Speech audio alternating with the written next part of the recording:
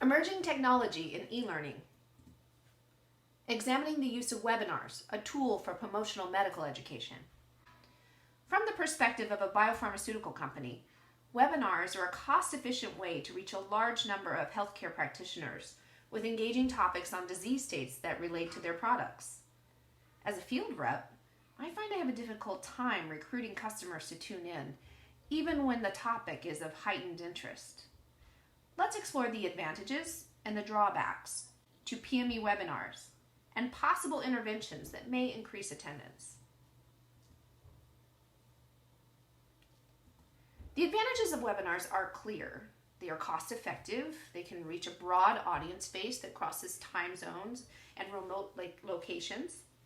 For instance, a key opinion leader can deliver a talk from their home office. No travel fees are involved and residual costs are minimized. And reducing costs per healthcare provider is especially important since the advent of the Sunshine Act in August of 2013. Webinars provide flexibility for the healthcare provider. Whether tuning in for an online synchronous roundtable meeting or accessing an on-demand archived meeting, healthcare providers have more opportunities to decide when and where to attend PMEs. Webinars allow healthcare practitioners in remote areas accessibility to thought leaders nationwide. Accessibility to cutting-edge information can lead to better patient care and more successful outcomes. Numerous technologies are now available for synchronous meetings, many of which are interactive and include functionalities such as chat, question and answer in real time, whiteboarding, and polling.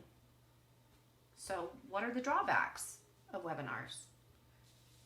Well, certainly mastering technology can cause a learning curve both for the learner and the instructor. Technical difficulties pose a threat as well. For instance, if a healthcare provider tunes into a webinar, can see the video but has an audio problem, they will miss a significant portion of the intended content.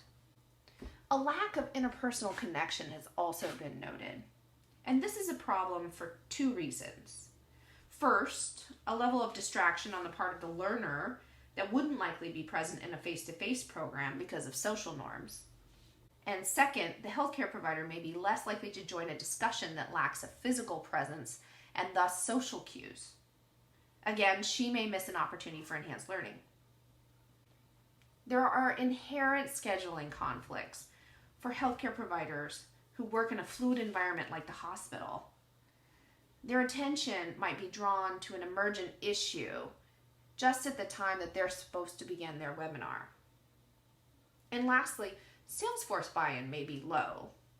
PME webinars compete with the sales force for the scarce resources of the healthcare provider. Let's take a look at interventions that could help us maximize this resource. First, a thorough survey of topics of interest and ideal timeframes would give us a clear path for planning. Perhaps by developing a themed series of webinars, we may be able to hook the viewer into attending the next webinar to continue the learning. Also, providing various timeframes for repeat offerings, maybe even an on-demand format, may increase attendance. Leveraging an interactive platform such as Adobe Connect, Illuminate, or GoToMeeting can increase audience participation and transform what otherwise would be a lecture into a roundtable discussion. Finally, providing an incentive to the sales force may increase motivation for registering healthcare providers. In summary, webinars are a cost-effective method of providing PME to broad audiences across time zones and in remote locations. Inherent obstacles do exist for healthcare providers, especially those who work in a fluid environment like the hospital. For optimal results, we must execute careful planning and promotional efforts coupled with incentives in order to be successful. Thanks for listening.